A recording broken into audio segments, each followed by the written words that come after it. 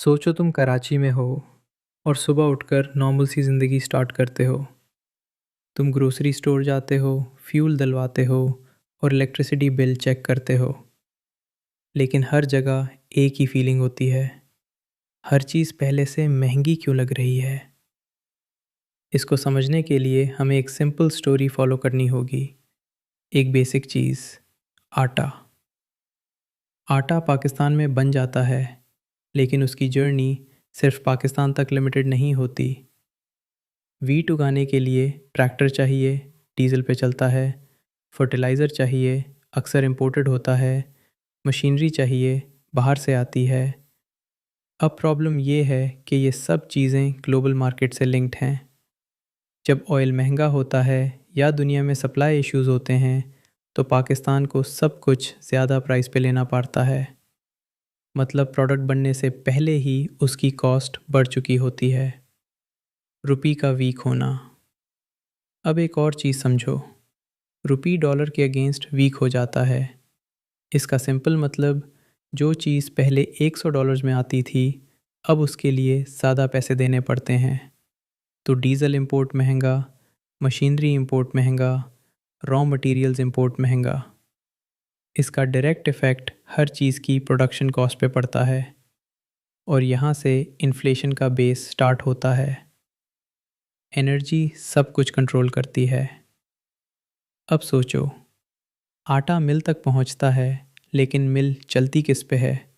Electricity, gas, diesel. अगर energy महंगी हो जाए, ट्रांसपोर्ट ट्रक्स ज़्यादा चार्ज करते हैं, फैक्ट्रीज़ ज़्यादा कॉस्ट लगाती हैं, मिल्स महंगा प्रोडक्शन करती हैं, तो आटा सिर्फ बन ही नहीं रहा महंगा, उसको इधर से उधर ले जाना भी महंगा हो गया। Government pressure. अब कंट्री का ओवरऑल सिस्टम देखो। अगर गवर्नमेंट की इनकम कम और एक्सपेंसेस ज़्यादा हों, बोरोइंग करनी पड़ती है।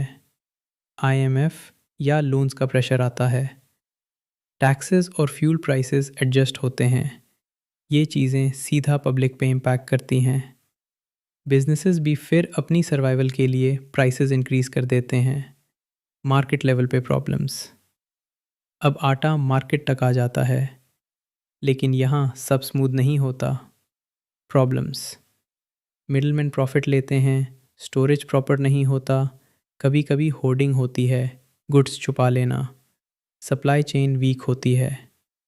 इस वजह से इवन जब सप्लाई अवेलेबल हो, प्राइसेस आर्टिफिशियली बढ़ जाती हैं। Expectation effect. अब एक साइकोलॉजिकल चीज़ होती है।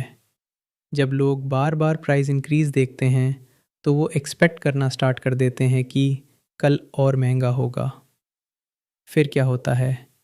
वर्कर्स ज़्यादा सैलरी डिमांड करते हैं, शॉपकीपर्स पहले ही प्राइस बढ़ा देते हैं, बिजनेसेस फ्यूचर कॉस्ट को ऐड कर लेते हैं। इस तरह इन्फ्लेशन सेल्फ फुलफिलिंग बन जाता है। असल बात यह है कि पाकिस्तान में इन्फ्लेशन सिर्फ एक वजह से नहीं होता।